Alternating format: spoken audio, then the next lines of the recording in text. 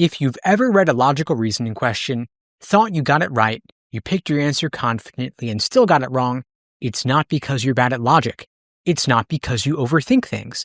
It's because the LSAT is designed to trick smart people. So today, I want to walk you through the real ways top scorers beat logical reasoning. Not with random hacks, not by guessing better, but by training themselves to spot patterns that most students never even notice. Let's talk about one of the LSAT's favorite tricks, the weird situation trap. Here's how it works. They give you a strange or surprising observation, something that doesn't quite add up, and then they immediately jump to an overly confident conclusion to explain it. For example, people in region A get less sleep than people in region B, but report more energy during the day.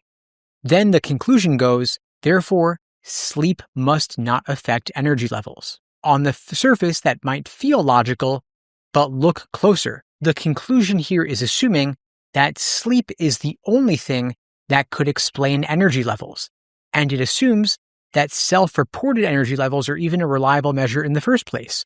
What if region A has stronger coffee? What if they're younger? What if they just think they're more energetic, but they aren't?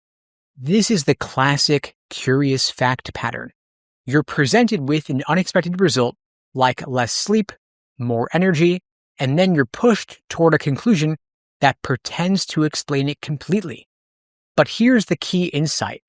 Anytime you see the LSAT using a surprising statistic, a contradiction, or an unexpected result to support a conclusion, your red flag should go up. Why? Because weird results equal sloppy logic almost every single time. So how do you beat this? You don't need to disprove the conclusion.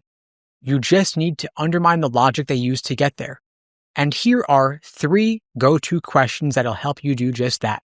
The first is asking if something else could explain this. This is where you generate alternate explanations, like other factors. Maybe region A has better diets, or more sunshine, or a cultural tendency to exaggerate. The more alternatives you can think of, the weaker the conclusion becomes. The second question to ask yourself is if cause and effect could be reversed.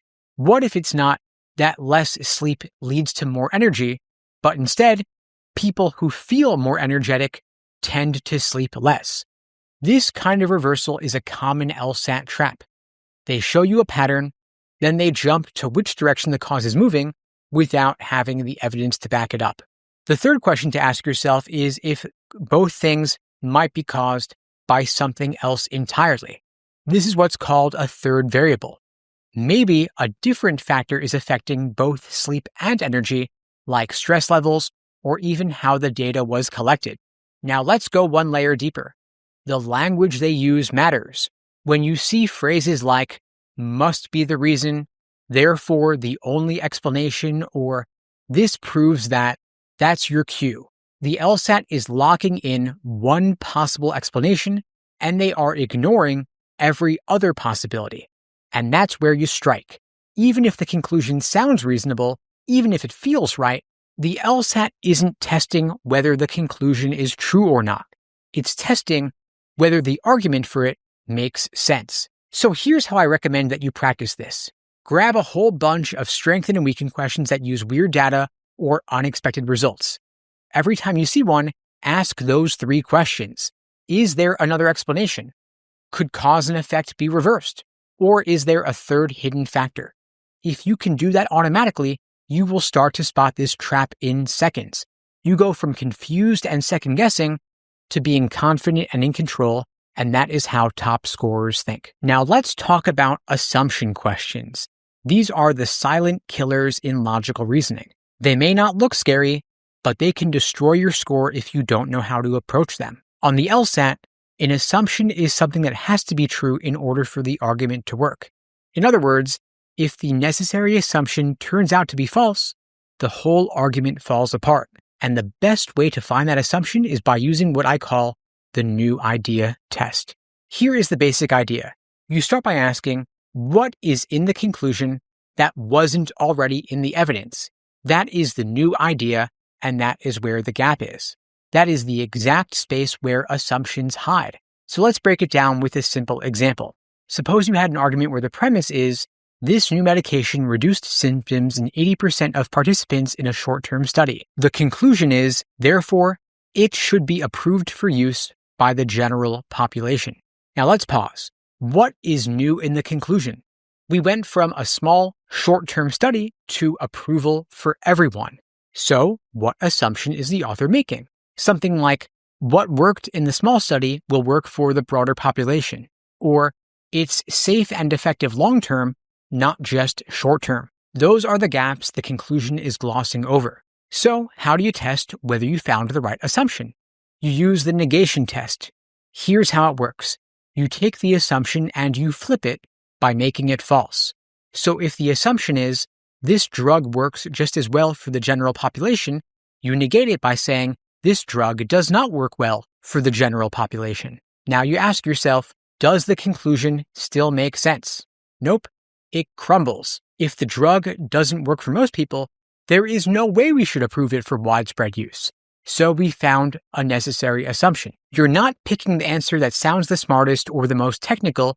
You're picking the one that the argument literally depends upon to survive. Sometimes the conclusion introduces a value judgment, something like, we should implement this policy, or this product is the best option, or this proposal is fair.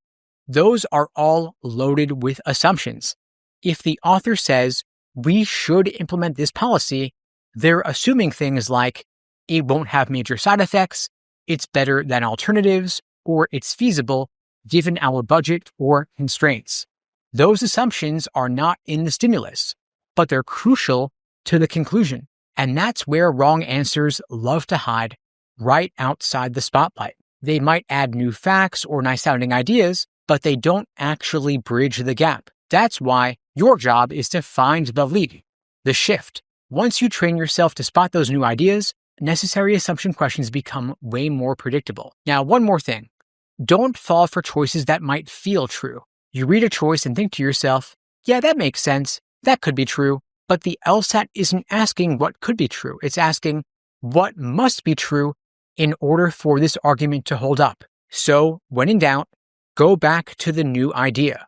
What did they introduce in the conclusion that didn't show up earlier? That is the assumption, and that is your answer. Now, let's talk about flaw questions. Here's why I love them. They are predictable. It's not trying to catch you with brand new logic tricks you've never seen before. It's testing the same exact patterns again and again and again. Let me show you what I mean. The first big flaw I want to talk about is necessary versus sufficient, confusing conditions. Here's the classic version. If it rains, the streets will be wet. The streets are wet, so therefore it must have rained. Nope, not necessarily. Maybe someone washed their car. Maybe a pipe burst. Maybe the sprinklers went off. This is the LSAT flipping the direction of a conditional statement. They take a sufficient condition and treat it like it's necessary. And if you don't catch it, it might feel airtight, but it's not. So when you see a conclusion drawn from a condition being met, ask yourself, did they confuse if and only if? Or is this a one-way street or a two-way assumption? Because if they're acting like the rule works both ways without proving it, you've got your flaw. The second big flaw is part versus whole. It might go like this. This basketball team is the best in the league, so every player must be elite. Really? Have you ever seen a team carried by one superstar and a bunch of role players? The flaw here is assuming that's what's true of the whole must be true of each individual part. And of course, it works the other way too. This particular employee is underperforming, so the whole company must be doing poorly. That is assuming the part defines the whole. The LSAT loves this because it sounds reasonable, but you've got to take a step back and ask yourself, is the argument moving too quickly between individuals and groups? If so, that's your cue. Part to whole or whole to part is in play. The third big flaw is correlation causation, and this is the LSAT's greatest hit. For example, ever since this new law was passed, crime rates have dropped. So, the law must have caused the drop. But maybe something else changed at the same time. So here's the test. Did the author observe two things happening together and then immediately assume that one caused the other? If so, it's a correlation causation jump. And here's the twist. Sometimes The flaw is not just assuming a cause, it's assuming the only cause. Because X happened after Y, Y must be the reason. Ask yourself, could both X and Y be caused by something else? Or maybe, could X have caused Y, or is the timing just a coincidence?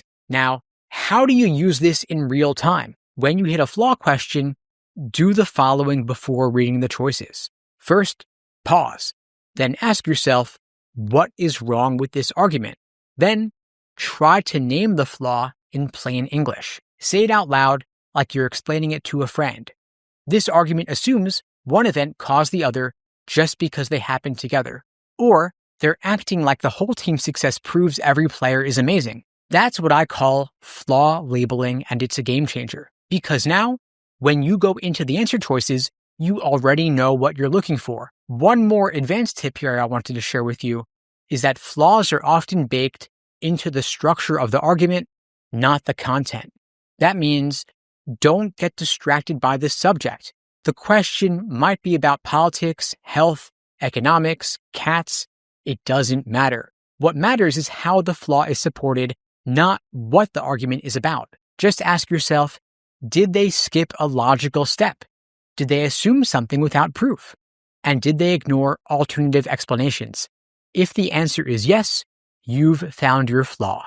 Now let's shift gears and talk about a question type that might seem straightforward, but is secretly brutal if you don't know the rules. Must be true questions. You got to choose the one that must be true based on the stimulus. The LSAT wants you to think must be true means choose the one that sounds reasonable or seems likely, but that's not what they're asking. The right answer in must be true isn't just reasonable, it's 100% provable, directly supported by what you just read. If there's even a tiny leap in logic, if they add a small idea, or they stretch what was said just a little bit, it's wrong. Now here's the trap.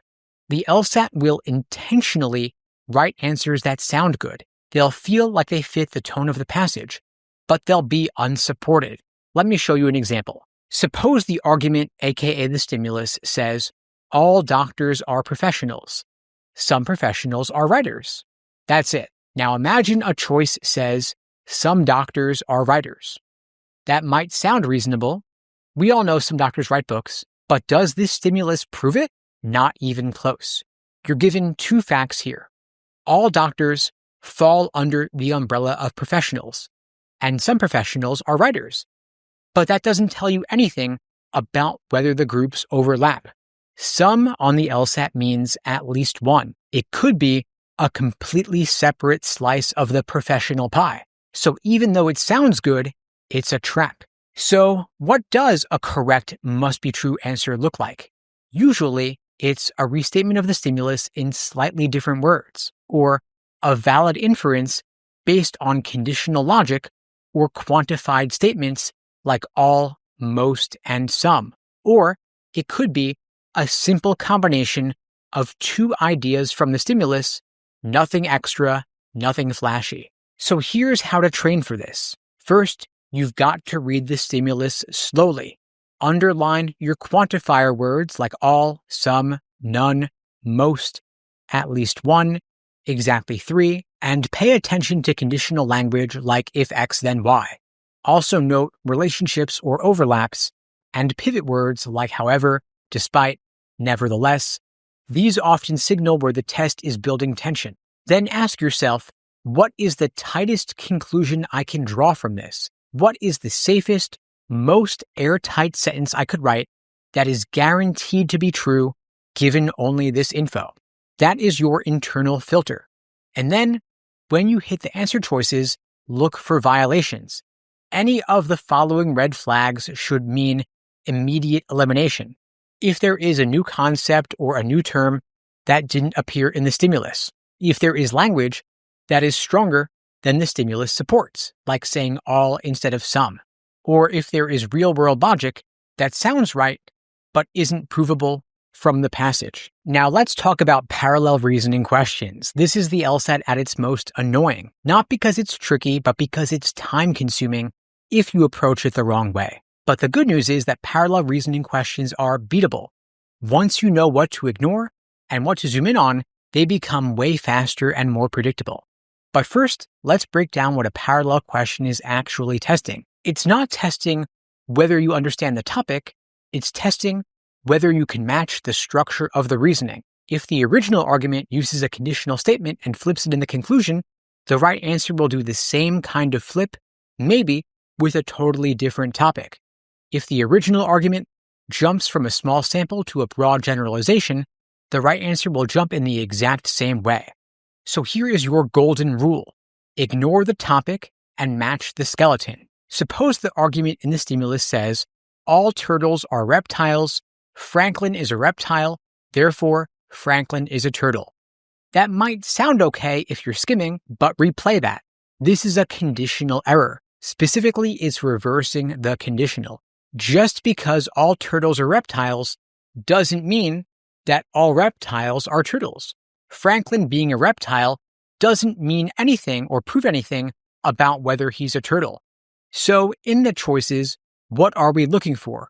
We want another argument that also reverses a conditional. Doesn't matter what it's about topic-wise. It could be cars, birds, yoga classes. We don't care about the topic. We're looking for the same flawed move. So maybe the correct answer will say, all architects are designers. Sam is a designer, therefore Sam is an architect. Boom. Same logical structure, different topic. That is your answer. Now, the question, of course, is how do you do this fast? First, you want to ID the conclusion. Ask yourself, what is the author trying to prove? Because that's what the choices are going to try to match. Then you want to ID the evidence, namely what supports the conclusion. Is it a conditional, a comparison, a generalization? Then you map the logic. Now here's what I recommend. Say the structure out loud, but strip out the nouns. So if the argument is all A's are B's, C is B, therefore C is A, you say they reversed a conditional, or they confused a necessary condition for a sufficient condition. Then you go to the choices and eliminate aggressively. Don't read every single word, look for the conclusion, and look for the structure.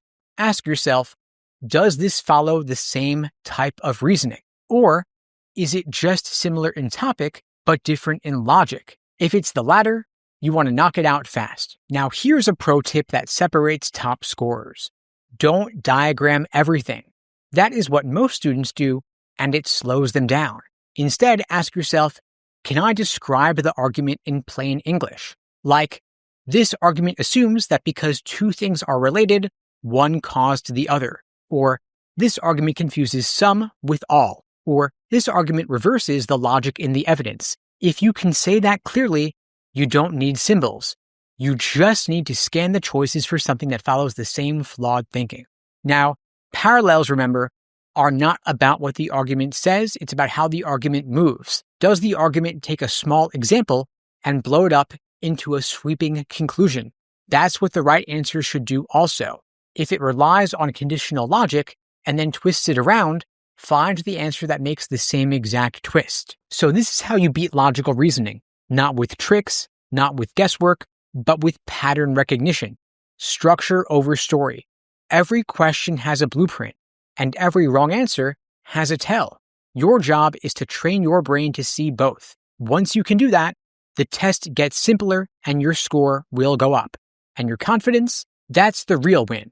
That's it. Let's get back to work.